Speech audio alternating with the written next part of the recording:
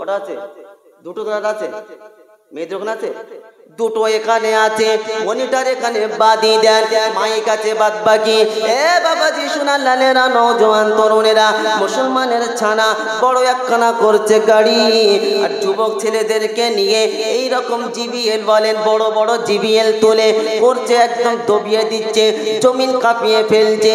যেটা নিষেধ আল্লাহ পাক করতে বলেছে সেই সমস্ত কাজ মুসলমান করছে। হ্যাঁ না না কি বুঝলেন? গ্রামে হচ্ছে জলসা আর ওইদিকে হচ্ছে ঝলসা, কথা বুঝতে পারছেন না? ওরা একেবারে জ্বলছে আর মানুষকে জ্বালিয়ে দিচ্ছে। হ্যাঁ না না এ বাবাজি সোনার লালেরা, এই যে তুমি জানুয়ারি তোমার স্মরণ হলো, রজব কেন স্মরণ থাকলো না? যে মাসেতে আল্লাহ পাক তার হাবিবকে নিজের কাছে ডেকে আল্লাহ পাক একটা তোহফা, নামাজের মতন তোহফা দিয়েছিলেন, যেটা বলেন চিল্লে বলতে পারলেন না? সেই রজব মাস আমরা জানি না যে 27শে রজব, হ্যাঁ না বলেন? এই সেই রজব মাস তুমি তো জিবিএল তুললে আর মানুষের ঘুম তো হারাম করে দিলে। তুমি জানো না যে হুজুর কেন গান শুনলে অসুবিধা দেখি? আল্লাহু আকবার নবীর মেম্বারে সেদিন কেন শুনছিলাম কত রকম কি বলেন যে কোম্পানি বিপিএল আপনি যদি দেখতে চান দেখবেন, আছে এদের ভিতরে কিছু ভন্ডমাল আছে বাংলাদেশে কি বলেন যে বলছে যে গান শোনা যায় না, বলেন না? গান শোনা কি আছে বলো? বলছে আমি গান শোনা জায়েজ আছে। যখন কোনো ব্যক্তি এই কথা বলবে আমার তো মনে হয় আমার ঈমান মজবুত হয়। হুজুর কেন আপনি বললেন ঈমান মজবুত হয়? এ বাবাজি সোনার লালেরা, নওজোয়ান তরুণেরা, কেন আল্লাহর নবী সাল্লাল্লাহু আলাইহি ওয়াসাল্লাম শুনিয়েছেন এমন একটা সময় আমার উম্মতের মধ্যে আসবে যে সময় আমার উম্মতরা গানটাকে হালাল তারা মনে করবে। গানটাকে কি মনে করবে? তো লাগছে আরাম, যার কাছে শুনে রেখে দেন, হারাম জিনিস যখন হালাল মনে হবে সঙ্গে সঙ্গে ঈমান হারা হয়ে যাবে। হুজুর গান শোনা নিষেধ আছে কোথায়? আপনি তো ভালোই লাফাচ্ছেন, আপনি এদিক সেদিক কথা বলছেন, লজিক আমরা শুনবো না, আমরা শিক্ষিত মানুষ, বিনা দলিলে কথা শুনি না। তবে শুনে রেখে দেন কালিমুল্লাহ বিনা প্রুফেও কথা বলে না। সূরার নাম সূরা লুকমান। কি সূরা বললাম? সূরা লুকমান, পারা নম্বর 21। সন্দেহ হলে এখনই দেখতে পারেন।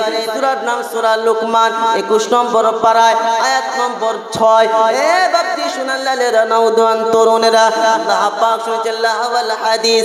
এ বাপজি সোনার লালেরা, নওজোয়ান তরুণেরা, আমার সোনামণি মা ও বোনেরা, আল্লাহ পাক এখানে নিষেধ করেছেন আল্লাহর শরণ থেকে, আল্লাহর রাস্তা থেকে তোমাদেরকে হাঁটানোর জন্য এমন এমন পরিকল্পনা করবেন, গান শোনানো হবে। এ বাপজি সোনার লালেরা, নওজোয়ান তরুণেরা, আল্লাহ পাক অশ্লীল কথা শোনার জন্য, আল্লাহ পাক অশ্লীল কথা শুনতে নিষেধ করেছেন, গান বাজনা শুনতে নিষেধ করেছেন। আর আল্লাহর হুকুম না মানলে কঠিন আযাবের সম্মুখীন হতে হবে, এটা আপনারা স্মরণ রেখে দেবেন। সূরা লুকমান 6 নম্বর আয়াত, এক্ষুনি মোবাইলে সার্চ মারেন দেখেন। আল্লাহ পাক শোনালেন। বাপজি সোনার লালেরা, এই রজব মাস চলছে, ঠান্ডা কাল, হুজুর কাজে লাগাতে হবে না। কাফেররা এই মাসে কি বলেন যে যুদ্ধ বন্ধ করে দেয়, ভাই তোর সাথে আমার যুদ্ধ, তোর সাথে ঝগড়া এখন হবে না, রজব মাস চলে গেলে যুদ্ধ করবো। কথা বুঝতে পেরেছেন? ওর সাথে কথা বন্ধ, কথা চালু করে দেন, রজব মাস চলে গেলে ফের আবার কথা বলা শুরু করবেন। করবে ইনশাল্লাহ? এই করবে ইনশাল্লাহ? বাপজি সোনার লালেরা, নওজোয়ান তরুণেরা, এই মাস এসে কিছু শিক্ষা আছে, ইবাদত করেন। যে ব্যক্তি এই মাসে এই দোয়াটা পড়বে, আমার সাথে পড়েন আল্লাহুম্মা, এই পড়েন আল্লাহুম্মা বারিক লানা ফি রজব শাবান ওয়া বাল্লিগনা রমাজান। আল্লাহর নবী সাল্লাল্লাহু আলাইহি ওয়াসাল্লাম এই দোয়াটা প্রতিনিয়ত পড়তেন দিবানিশি। কেন? কোন ব্যক্তি যদি রজব মাসে এই দোয়া করে, আল্লাহুম্মা বারিক লানা ফি রজব শাবান, এ আল্লাহ রজব ও শাবান মাস আমাদেরকে বরকত দান করো, আর এই বরকতের ওসিলায় রমজান পর্যন্ত পৌঁছানোর তৌফিক দান করো। বলেন আল্লাহুম্মা আমিন। শোনেন, কোনো ব্যক্তি যদি রজব মাসে দোয়া করে, রজব মাস চাঁদ উঠলো দোয়া করলো, ফের শাবান মাসে দোয়া করলো, তাহলে এই শাবানে যদি দোয়া করে তাহলে আগামী বছর রজব পর্যন্ত আল্লাহ পাক তার বাঁচার তৌফিক দান করে, বলেন আল্লাহুম্মা। যদি কেউ মনে করেন যে আমার হায়াত বাড়াবো, কি বাড়াবো? হায়াত আয়ু বাড়াবো, ওই আপনার ট্যাবলেটকে আয়ু বাড়বে না, কোন রকম মেডিসিনকে আয়ু বাড়বে না। যদি মনে করেন হায়াত বাড়াবে ইবাদতের জন্যে, তাহলে আপনার জন্য প্রসেস হলো আল্লাহর কাছে দোয়া করেন হায়াতের জন্য, ফকির বেশে আল্লাহর কাছে এই দোয়া করেন, আল্লাহ পাক রমজান মাস আপনাকে নসিব করবে। জোরে বলেন, চিল্লে বলতে পারলেন না? তাহলে রমজান মাসের প্রস্তুতি এখন থেকে নিতে হবে। রজবের পরে হচ্ছে শাবান, আর শাবানের পরে কি? রমজান। কেন রমজান মাস এত দামি? আল্লাহ নবী সোনামণি মা বোনেরা, এই রজব মাস এমন একটা দামি মাস। আমার আপনার করণীয় হলো এমনিতে 5 ওয়াক্ত নামাজ পড়ি, এই রজব মাস এসেছে আমি নামাজে ইজাফা করব। হুজুর নামাজ কেমন ভাবে ইজাফা করব, নামাজ কেমন ভাবে বাড়াবো? আপনি কি অন্য কথা বলছেন? আপনি কি অন্য বাড়াবাড়ি কথা বলছেন? এ বাবাজি সোনালালেরা, নওজোয়ান তরুণেরা, অন্য বাড়াবাড়ির কথা বলছি না, অন্য নামাজ বাড়ানোর জন্য বলছি। তার মানে নফল নামাজ আপনি বাড়ান, আপনি রোজা রাখেন, কেন শুনে রেখে দেন আল্লাহ পাক বান্দার 2 দিন যখন বান্দার গুনাহ ক্ষমা করে, একটা হলো সোমবার, একটা হলো বৃহস্পতিবার। আপনি সপ্তাহে 2 দিন রোজা রাখেন, মাসে 3টে দিন আপনি রোজা রাখেন। এ বাবাজি সোনালালেরা, নওজোয়ান তরুণেরা, আমার সোনামণি মা ও বোনেরা, বান্দার আমলনামা আল্লাহর কাছে পেশ হয়, যখন রোজা অবস্থায় আল্লাহর কাছে পেশ হবে, আল্লাহ পাক খুশি হয়ে বান্দার গুনাহ খাতা মাফ করে দেবে। নওজোয়ান তরুণেরা, আমার সোনামণি মা ও বোনেরা, আল্লাহর নবী সাল্লাল্লাহু আলাইহি ওয়াসাল্লামের সাহাবী, আল্লাহর নবী মসজিদে বসে আছেন, মিম্বারে আল্লাহর নবী সাল্লাল্লাহু আলাইহি ওয়াসাল্লাম বসে আছেন। একজন সাহাবী মসজিদে প্রবেশ করলো, আল্লাহর নবী সাল্লাল্লাহু আলাইহি ওয়াসাল্লাম বললেন যে সাহাবীটা এখনই প্রবেশ করলো, এই সাহাবীটা হলো জান্নাতি। একটা দিন অতিবাহিত হয়ে গেল, দ্বিতীয় দিন ওই সাহাবী আবার প্রবেশ করলো, আল্লাহর নবী ওই আগের মতন সুসংবাদ দিল, এই সাহাবীটা জান্নাতি। তৃতীয় দিন ওই সাহাবী আবার প্রবেশ করলো, আল্লাহর নবী একই সুসংবাদ 2 দিনের মতন পূর্বে আল্লাহর নবী আবার সাহাবাদেরকে বলল, এই সাহাবীটা জান্নাতি। একজন সাহাবীর কবার জান্নাতি সুসংবাদ দিল? কবার? এই কথা বলেন আপনারা, কবার? 3 বার। তো একজন সাহাবী 3 বার জান্নাতে সুসংবাদ। মানুষ মরে যাওয়ার পরেতে হয়, কথা বুঝতে পারছেন না? মরে যাওয়ার পর তো সুসংবাদ পায়। তো সাহাবারা বলছে, ইয়া রাসূলুল্লাহ, আপনি এই সাহাবী 3 বার জান্নাতে সুসংবাদ দিলেন, একবার দিলে হতো, কবার দিয়েছে? 3 বার। এ বাবাজি সোনালালেরা, নওজোয়ান তরুণেরা, ও কষ্টডাঙ্গা এলাকার যুবকেরা, হিংসা কত এ জিনিস দেখো, মানুষের বুক কত খারাপ জিনিস দেখেন, হিংসা বিদ্রোহ কত খারাপ জিনিস দেখেন। ওই মধ্যে একজন সাহাবী বসেছিল, ওই সাহাবীর ভিতরে ঈর্ষা আসলো, আমি তো অনেক ইবাদত করি, আল্লাহর নবী সাল্লাল্লাহু আলাইহি ওয়াসাল্লাম ওই সাহাবীর কেন জান্নাতি বলে ঘোষণা করলো? আমাকে দেখতে হবে, বিষয়টা জানতে হবে। এই সাহাবীর সঙ্গে আলাপ আলোচনা করে, কৌশল বিনিময় করে সাহাবীকে বলতে লাগলো, আমি তোমার কাছে 3টে দিনের মেহমান হতে চাই। কদিনের মেহমান বলেন? 3 দিনের মেহমান হতে চায়। সাহাবী তৈরি হয়ে গেল, ঠিক আছে কোনো অসুবিধা নাই, 3 দিনের মেহমানের জন্য তৈরি হয়ে গেল। এই সাহাবী খেয়াল করে যে আল্লাহর নবী সাল্লাল্লাহু আলাইহি ওয়াসাল্লাম জান্নাতের সুসংবাদিনাকে 3 বার দিয়েছে, নিশ্চয়ই কোনো এক্সট্রা আমল আছে, নিশ্চয়ই কোনো এক্সট্রা আমল করে। এই সাহাবী দেখতে লাগলো, রাত যখন গভীর হলো, এ বাবাজি সোনালালেরা, নওজোয়ান তরুণেরা, দেখছে সাহাবী কোনো ইবাদত করে না, কোনো এক্সট্রা আমল করে না। রাত্রে বেলা ঈশার নামাজ পড়ে, খাওয়া দাওয়া করে, শুয়ার দোয়া পড়ে, আল্লাহুম্মা বিইসমিকা আমুতু ওয়া আহইয়া, বিছানায় শুয়ে পড়ল। ফজরের টাইমে যখন আজান হলো, ফজরের নামাজের জন্য তৈরি হয়ে গেল, ফজরের নামাজের প্রস্তুতি নিয়ে ফজরের নামাজ পড়তে চলে গেল। সাহাবী মনে করলো আজকে হয়তো কোনো আমল করে নাই, দ্বিতীয় দিন কোনো এক্সট্রা আমল করবে, কেন আল্লাহ আল্লাহর নবী নাকে 3 বার জান্নাতের সুসংবাদ দিল। ওই সাহাবী রাত্রে বেলা ফলো করতে লাগলো, দেখছে কোনো এক্সট্রা আমল করে নাই। প্রথম দিনের মতন দ্বিতীয় দিন ওই রকম ভাবে বিছানায় ঘুমিয়ে পড়েছে। এই সাহাবী মনে মনে করলাম আজকে তৃতীয় দিন, আজকে কোনো হয়তো আমল করবে, দুদিন করেনি হয়তো কোনো অসুবিধা ছিল, আজকে শেষের দিন, আজকে হয়তো কোনো এক্সট্রা আমল করবে। কেন আল্লাহর নবী সাল্লাল্লাহু আলাইহি ওয়াসাল্লাম জান্নাতের সুসংবাদ 3 বার দিয়েছে।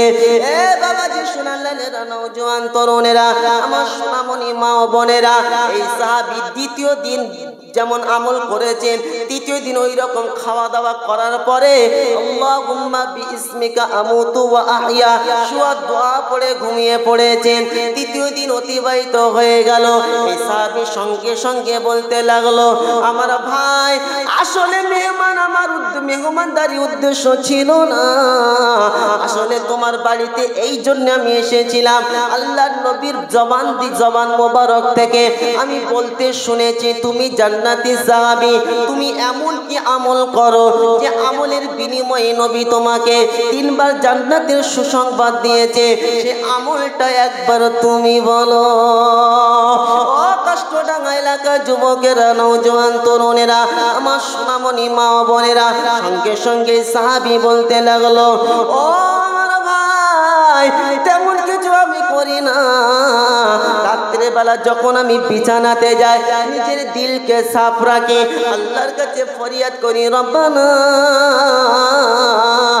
কারোর প্রতি আমি রাগান্বিত না, আর আমি সকলকে ক্ষমা করে দিলাম। দিলকে আমি পাক করে তোমার নাম নিয়ে বিছানাতে গেলাম। নওজোয়ান তরুণেরা, প্রত্যেক দিন উনি আল্লাহর কাছে ফরিয়াদ করে শুধুই সাহাবী, রব্বানা, সকলকে আমি ক্ষমা করে দিলাম, কারোর বিষয়ে আমার দিলে কোনো ব্যথা না, আর কারোর বিষয়ে আমি তোমার কাছে অভিযোগ করব না। প্রত্যেক দিন রাত্রে এই সাহাবী আল্লাহর কাছে ফরিয়াদ করে আল্লাহর নাম নিয়ে ঘুমাতে যেতেন, বিছানায় যেতেন। আল্লাহর নবী সাল্লাল্লাহু আলাইহি ওয়াসাল্লাম শুনিয়েছেন যে নিজের দিলকে পাক রেখে দেবে, আল্লাহ পাক তাকে পাক করে দেবে। নিজের দিলকে কি রেখেছিল? পাক। আল্লাহ হলেন পাক। আল্লাহ কি?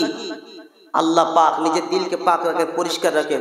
সাহাবী এক্সট্রা কোনো আমল নাই, 5 ওয়াক্ত নামাজ পড়তো। কি বললেন জি? রাত্রির বেলা বিছানায় যেত, ঘুমানোর দোয়া পড়ে বিছানায় যেত, আবার আজান যখন হতো ফের আবার নামাজের জন্য চলে যেত, কিন্তু নিজের দিলকে পাক রেখেছে। আল্লাহ নবী সাল্লাল্লাহু আলাইহি ওয়াসাল্লাম 3 বার জান্নাতের সুসংবাদ দিয়েছেন। জোরে বলেন সুবহানাল্লাহ। আল্লাহ ওয়ালা বন্ধু, আজকে আমার আপনার দিলের ভিতরে বুক, হিংসা সব কিছু গ্রাস করে নিয়েছে। ওই জন্য এই রজব মাস সম্মানীয় মাস। কি বলেন জি? এই রজব মাস সম্মানীয় মাস। আমার আপনার করণীয় হলে রজব মাসে কিছু কাজ করা, কিছু কর্ম করা, এমন কিছু কাজ না করা যে আল্লাহকে আল্লাহ নারাজ হয়ে যাক, নবী নারাজ হয়ে যাক, এই রকম কাজ না করা। মানে থাকবে ইনশাল্লাহ। এই সমস্ত গান বাজনা, হারাম, ফেরেববাজি, ধোঁকা, গীবত, পরনিন্দা, পরচর্চা, এই সমস্ত কাজ থেকে আমার এবং আপনাকে বিরত থাকতে হবে। জোরে বলেন ইনশাআল্লাহ। আল্লাহ ওয়ালা বন্ধু, আল্লাহ নবী সাল্লাল্লাহু আলাইহি ওয়াসাল্লামের আমরা প্রেমিক আশিক বলে দাবি করি না? নবীর আশিক বলে দাবি করি না? সাহাবারা নবীকে কেমন ভালোবাসতেন একবার দেখেন। আল্লাহ নবী সাল্লাল্লাহু আলাইহি ওয়াসাল্লামকে আল্লাহ পাক কি মাকাম দিয়েছেন একবার দেখেন। আল্লাহ নবী সাল্লাল্লাহু আলাইহি ওয়াসাল্লাম কত দামি নবী একবার দেখেন। এ বাবাজি সোনালালেরা, নওজোয়ান তরুণেরা, যত নবী দুনিয়াতে এসেছেন প্রত্যেক নবী শুনে রেখে দেন, কোন নবী এই সুযোগ পায় না, চান্স পায় না আল্লাহর সঙ্গে ডাইরেক্টলি কথা বলার, আল্লাহকে সচক্ষে দেখার। একমাত্র আমার এবং আপনার নবী আল্লাহর সঙ্গে ডাইরেক্ট কথা বলেছেন, আল্লাহর সঙ্গে ডাইরেক্ট সাক্ষাৎ করেছেন। চিল্লে বলতে পারলেন না? একবার তাকবীর দেন দেখি, নারে তাকবীর। চিল্লে বলেন নারে তাকবীর। বাপজি সোনালালের নওজোয়ান তরুণেরা, আল্লাহ নবী সাল্লাল্লাহু আলাইহি ওয়াসাল্লাম আল্লাহর সঙ্গে ডাইরেক্ট করেছেন, কথা বলেছেন এবং ডাইরেক্ট আল্লাহর সঙ্গে সাক্ষাৎ করেছেন। আজকে আমার এবং আপনার করণীয় হলো সেই নবীর ভালোবাসা নিজের বুকে আঁকড়ে ধরা, না নবীর সুন্নতের বাইরে কাজ করা। নবীর ভালোবাসার বুকে আঁকড়ে ধরা। আল্লাহ নবী সাল্লাল্লাহু আলাইহি সাল্লামকে দেখে কি বলেন যে মানুষ পাগল হয়ে যেত। আল্লাহ নবী সাল্লাল্লাহু আলাইহি সাল্লাম আখলাক, আল্লাহ নবী সাল্লাল্লাহু আলাইহি সাল্লাম চরিত্র কেমন ছিল, আর আমার আপনার চরিত্র দেখলে মানুষ পাগলা হয়ে যায়। আর আল্লাহ নবী সাল্লাল্লাহু আলাইহি সাল্লামের আখলাক দেখে মানুষ ইসলাম ধর্ম গ্রহণ করতে বাধ্য হতো। জোরে বলে। আল্লাহ নবী সাল্লাল্লাহু আলাইহি সাল্লাম মক্কা থেকে হিজরত করে মদিনায় যাচ্ছেন। ভালো করে শুনেন, মক্কা থেকে হিজরত করে কোথায় যাচ্ছে? মদিনায় যাচ্ছে। প্রতিমধ্যে ক্ষুধা লেগেছে, আল্লাহ নবী সাল্লাল্লাহু আলাইহি সাল্লামের প্রচন্ড ক্ষুধা লেগেছে, সাথে সাহাবী আছে। আল্লাহ নবী সাল্লাল্লাহু আলাইহি ওয়াসাল্লাম দেখলেন যে একটা বুড়ি আছে, বসে আছে, এবং তার পাশে একটা বকরি ছাগল আছে। আল্লাহ নবী সাল্লাল্লাহু আলাইহি ওয়াসাল্লাম ওই বুড়িমাকে বললেন যে আপনার এই যে বকরি আছে, এই বকরি থেকে আমরা কিছু দুধ পান করব। ভালো করে বোঝেন। আল্লাহ নবী সাল্লাল্লাহু আলাইহি ওয়াসাল্লাম ওই বুড়িমাকে বললেন যে আপনার কাছে খাবার কিছু আছে কি, দেন, আমরা পয়সা দেব বিনিময়। তা বলছে না, এই মরুভূমি এলাকায় পানি তেমন হয়নি, হ্যাঁ, এই সময় কোনো পানির ব্যবস্থা নাই, কোনো খাবারের ব্যবস্থা নাই। তো আল্লাহ নবী সাল্লাল্লাহু আলাইহি ওয়াসাল্লাম দেখছেন খিদে লেগেছে, দেখছেন একটা বকরি আছে। তো বকরিটা এতটা দুর্বল, মানে শরীর শুধু চামড়া আর হাড়ের সাথে লেগে আছে। কথা বুঝতে পারছেন? একদম দুর্বল বকরি। তো আল্লাহ নবী সাল্লাল্লাহু আলাইহি সাল্লাম সঙ্গে সঙ্গে ওই বুড়িমাকে বলছেন, আচ্ছা আপনার এই বকরির থেকে আমরা দুধ পান করব। এই বুড়িমা তখন আশ্চর্য বলছে, আপনি বলেন কি, এ একদম চামড়ার সঙ্গে হাড় লেগে আছে, আপনি এর থেকে দুধ পান করবেন? এর দুধ নাই। আল্লাহ নবী সাল্লাল্লাহু আলাইহি ওয়াসাল্লাম বলছেন, আপনি একবার অনুমতি দেন। আপনি একবার কি দেন? অনুমতি দেন। কেন আপনার জিনিস অনুমতি না নিয়ে খাওয়া যাবে কি? যাবে না। আল্লাহওয়ালা বন্ধু সঙ্গে সঙ্গে আল্লাহ নবী সাল্লাল্লাহু আলাইহি ওয়াসাল্লামকে যখন বুড়িমা অনুমতি দিল, শোনেন, আল্লাহ নবী সাল্লাল্লাহু আলাইহি সাল্লাম ওই থানে, কি বলেন জি, বকরির ওই থানে আল্লাহ নবী সাল্লাল্লাহু আলাইহি ওয়াসাল্লাম হাত দিল। যেমনি হাত দিয়েছে, একদম আল্লাহ পাক তৎক্ষণাৎ মুহূর্তের মধ্যে পুরো ওই দুধের থানকে আল্লাহ পাক দুধে ভরপুর করে দিয়ে জমিন পর্যন্ত ঠেকে গেছে। জোরে বলে, চিল্লে বলতে পারলেন না? আল্লাহ নবী সাল্লাল্লাহু আলাইহি ওয়াসাল্লাম বর্তন নিয়ে আসার কথা বললেন, সাহাবাদেরকে আগে পান করালেন, আল্লাহ নবী সাল্লাল্লাহু আলাইহি ওয়াসাল্লাম নিজেও পান করলেন। সর্বশেষে আল্লাহ নবী বুড়িমাকে বললেন, আপনি এক কাজ করেন, পিয়ালা নিয়ে আসেন। পিয়ালা নিয়ে আসা হলো। আল্লাহ নবী সাল্লাল্লাহু আলাইহি ওয়াসাল্লাম পিয়ালা ভরে ওই বুড়িমাকেও দিলেন যে আমরাও পান করলাম, আপনিও পান করবেন। চিল্লে বলতে পারলেন? আল্লাহ নবী সাল্লাল্লাহু আলাইহি ওয়াসাল্লাম দুধ পান করে চলে গেলেন। এমতো অবস্থায় তার স্বামী বাড়িতে এসেছে। স্বামী বাড়িতে আসার পরে বলছে, ওই বর্তনে কি? স্ত্রী সঙ্গে সঙ্গে বলছে, ওই বর্তনে আছে এই বকরির দুধ। সঙ্গে সঙ্গে স্বামী বলছে, তোমার কি মাথা পাগল হয়ে গেছে নাকি? কেন? বলছে কেন?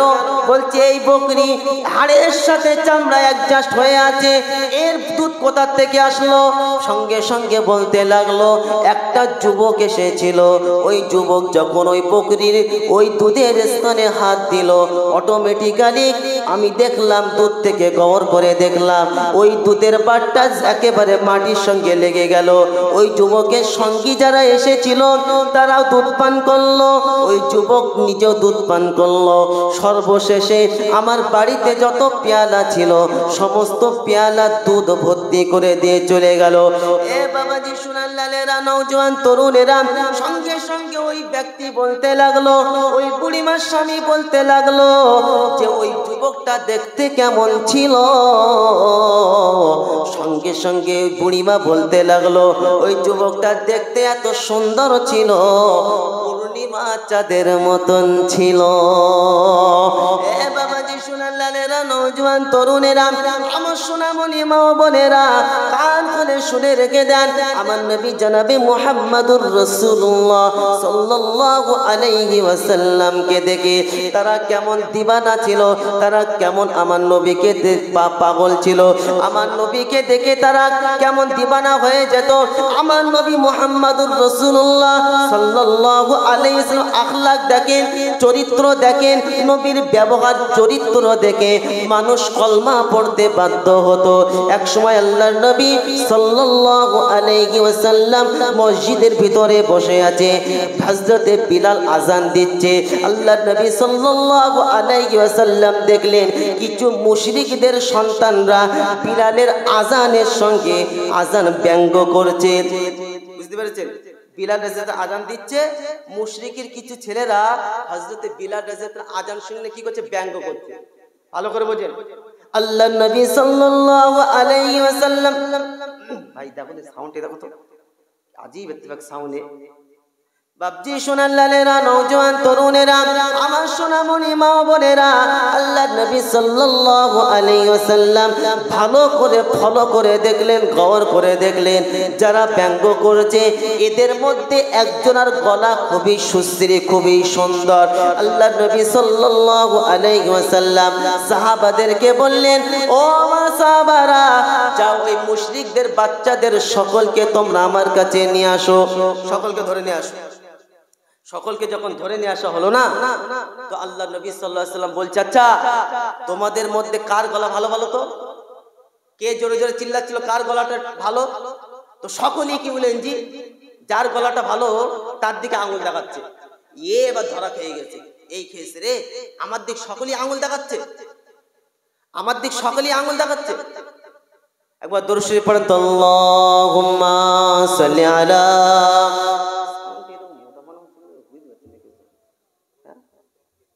ও দাও দাও, বাদ দাও, নিজেরই অসুবিধা হচ্ছে গলা, আর কি হবে? বাপজি সোনার লালের রাতে যে আপনাদেরকে অসুবিধা হচ্ছে, জি আলোচনা চলবে ইনশাল্লাহ। তো যে কথা শোনাচ্ছিলাম, আল্লাহ নবী সাল্লাল্লাহু আলাইহি ওয়াসাল্লাম বলছে, আচ্ছা যার গলাটা ভালো ছিল, যে চিল্লাচ্ছিল, কে বলো তো? সকলেই কিন্তু ব্যঙ্গ করতে নেই। দেখেন সকলের গলা সমান হয় কি? কারোর গলা একটু সুস্থির হয়, হয় কি হয় না? যেমন আল্লাহ পাকের নবী দাউদ আলাইহিস সালামের গলা আল্লাহ পাক সবথেকে সুন্দর দিয়েছিলেন। জোরে বলেন সুবহানাল্লাহ। তো বাপজি সোনার লালের নওজোয়ান তরুণেরা, সকল বাচ্চা বলছে যে ইনি। যখন ওর দিকে সকলে আঙুল দেখালো, তখন আল্লাহ নবী সমস্ত বাচ্চাদেরকে বললো, সাহাবাদেরকে বললো, যাও এদের সকলকে ছেড়ে দাও, একে রেখে দাও। এবার শোনেন, মেন ঘটনা শোনেন।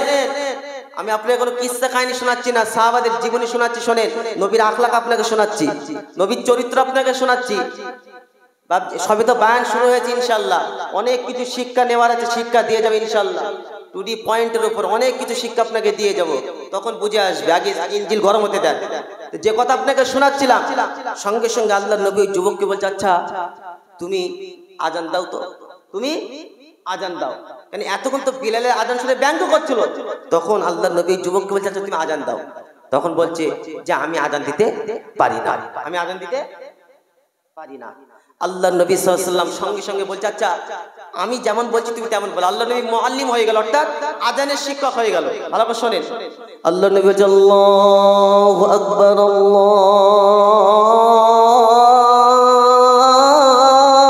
আল্লাহু আকবার।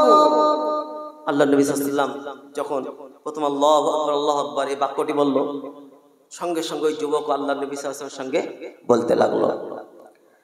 আল্লাহ নবী সাল্লাল্লাহু আলাইহি ওয়াসাল্লাম যখন আজান কমপ্লিট হয়ে গেল, যুবক সঙ্গে সঙ্গে কথা বলতে লাগলো, ইয়া রাসূলুল্লাহ, ইয়া হাবিবাল্লাহ, এতদিন আমি এই রকম সুন্দর বাক্য ইতিপূর্বে শুনি নাই, আর আজকে যা আনন্দ তৃপ্তি মজা পেয়েছি, এই রকম তৃপ্তি মজা আর কোনোদিনও পাই নাই। সোনালেরা, নওজোয়ান তরুণেরা, আমার সোনামণি মা ও বোনেরা, আল্লাহর নবী সাল্লাল্লাহু আলাইহি ওয়াসাল্লামকে ওই যুবক বলতে লাগলো, শুধু আজান শেষ করলে হবে না,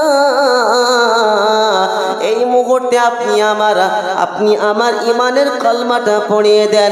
হাতটা বাড়িয়ে দিল, আল্লাহর নবী মুহাম্মদ সাল্লাল্লাহু আলাইহি ওয়াসাল্লামের হাতে হাত রাখলেন। হাত রেখে ওই যুবক তৎক্ষণাৎ নবীর হাতে হাত দিয়ে ইসলামের কলমাটা পড়ে, লা ইলাহা ইল্লাল্লাহু মুহাম্মাদুর রাসূলুল্লাহ সাল্লাল্লাহু আলাইহি ওয়াসাল্লাম। ওই মুহূর্তে আল্লাহর নবীর হাতে হাত দিয়ে ওই যুবকটা ইসলামের কলমা পড়ে মুসলমান হয়ে গেল।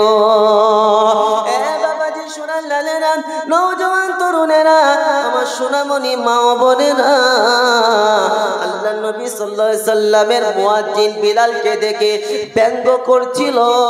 আল্লাহ নবী ওই যুবকদের প্রতি নারাজ হলো না, ওদের সঙ্গে খারাপ আচরণ করলো না, যুবকদেরকে নিজের কাছে ডাকলো, নিজের কাছে ডেকে আযান দেওয়ার কথা বললো। যখন সে বলল আমি জানি না, নবী তাকে শিখিয়ে দিল।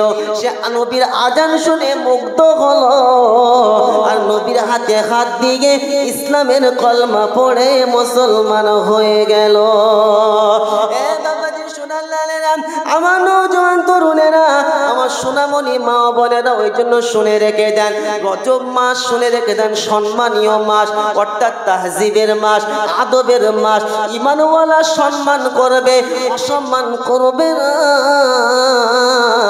কেন? ঈমানওয়ালা জান্নাতে যাবে, বেঈমান ঈমানহারা হলে জান্নাতে যাওয়ার সুযোগ পাবে না। হুজুর ঈমানওয়ালা জান্নাতে যাবেন, আছে কোথায় ঘোষণা? তো কোরআন সুন্দর করে শুনিয়েছেন, ইন্নাল্লাহা আশতারা মিনাল মুমিনিনা আনফুসাহুম ওয়া আমওয়ালাহুম বিআন্না লাহুমুল জান্নাহ। কোরআন শরীফের পারা নম্বর 11, সন্দেহ হলে এখনই খুলে দেখতে পারো। সূরার নাম সূরা তাওবা, আয়াত নম্বর 111, 111 নম্বর আয়াত আছে, দেখে নেবেন। আল্লাহ পাক শুনিয়েছেন, ইন্নাল্লাহা আশতারা মিনাল মুমিনিনা আনফুসাহুম ওয়া আমওয়ালাহুম বিআন্না লাহুমুল জান্নাহ। নিশ্চয় আল্লাহ পাক শুনালাম, আমি আল্লাহ ঈমানওয়ালার জান ও মালকে কিনে নিয়েছি জান্নাতের বিনিময়ে। সুবহানাল্লাহ। ঈমানওয়ালা হবে যারা, আল্লাহর দয়ার জান্নাতে শুধু যাবে তারা। জান্নাতে যেতে চান কে কে হাত তোলেন ইনশাআল্লাহ। এই জান্নাতে যেতে চাও কে কে হাত তোলো। এই আপনারা তিনজন যেতে চান, কেউ চান না? সর্বনাশ।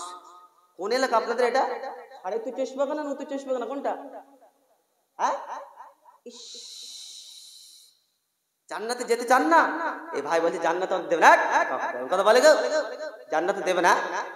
আল্লাহর রহমত থেকে কখনোই নৈরাশ হবে না। বলে এই ভাই কথা বলে একটা কথা বলেই যায়, শুনে। বনি ইসরায়েলে দুইজন বন্ধু ছিল, কজন বলো? একজন আবেদ আর একজন হচ্ছে কি বলেন জি জালেম। আল্লাহ অনেক মাস ঠাইকি থাকে না যে এক বন্ধু নামাজ পড়ে আর একজনের নামাজ ঠাইকি থাকে না। তো এই একজন আবেদ মানে সে ইবাদত করতো আর একজন ইবাদত করতো না। তো যে ইবাদত করতো একে বারংবার বলতো যে ভাই এ ভাই চল নামাজ পড়তে যাই, এই তুই যা তো দেখি, আমার জন্য আল্লাহ যথেষ্ট, আল্লাহ আমার মাফ করবে, ভালো করে বুঝবে। তো যখনই বলতো তখন কি বলতো, তোর তো জ্ঞান দিতে হবে, তোরটা তুই কর, আমার কে মাফ করবে? আর কথা বলেন কে মাফ করবে? আল্লাহ মাফ করবে। তো একদিন বারংবার যখনই দেখা হয় তখন এই কথা বলে। একদিন রাগান্বিত হয়ে বলছে যে আল্লাহ তোর ক্ষমা করবে না, আল্লাহ তোর ভালো করে শুনিস, আল্লাহ তোর ক্ষমা করবে, তুই যে অন্যায় করছিস তোর মতন জালেমের আল্লাহ ক্ষমা করবে না। ইন্তেকাল হয়ে গেল।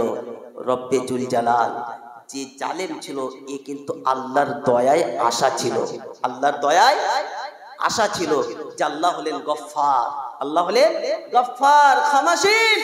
আল্লাহ বান্দাকে ক্ষমা করবে। বান্দার গুনাহ যদি নমক, দেখেছেন নমক, নমক মানে নুন, বুঝেন তো? নমক যদি পাহাড় হয়ে যায় আর ওর উপরে যদি পানি ধরা হয় কি হবে? ও চাল হবে না, গলে যাবে, যাবে কি যাবে না? শুনেন, বান্দার গুনাহ যদি আসমান পর্যন্ত থেকে যায়, বান্দা অনুতপ্ত অনুশোচনা হয়ে একবার বলবে আস্তাগফিরুল্লাহ, আল্লাহ পাক সমপরিমাণ গুনাহ মাফ করে দেয়। চিল্লে বলতে পারলেন না? তো সঙ্গে সঙ্গে আল্লাহ পাক বলছে, বান্দা তুই যে ওকে বলেছিলি যে আল্লাহ তোর ক্ষমা করবে না, আমি কি তোকে বলেছিলাম? তোকে বলেছিলাম যে ওকে ক্ষমা করবে না? আল্লাহ পাক বলল যা, আমি একে মাফ করে দিলাম, একে জান্নাতি করে দিলাম, আর আল্লাহ পাক একে জাহান্নামী করে দিল। কথা বুঝতে পেরেছেন? আল্লাহর রহমত থেকে নৈরাশ হবেন। তাই বলে এই নয় যে একেবারে নামাজ কালাম না পড়ে যেমন বানিয়েছিল ও যেরকম বলেছে তাহলে ওই সুযোগটাও আমি নেব, এইরকম সুযোগ সদ্ব্যবহার যেন করতে চান না। আল্লাহর রহমত থেকে কখনই নৈরাশ হবেন না। এটা আমার কথা না, এটা কালিমুল্লাহর কথা না। আল্লাহ কোরআনে শুনেছেন, লা তাকনাতু মির রাহমাতিল্লাহ ইন্নাল্লাহা ইয়াগফিরুদ-দুনুবা জামিআ ইন্নাহু হুয়াল গফুরুর রহিম।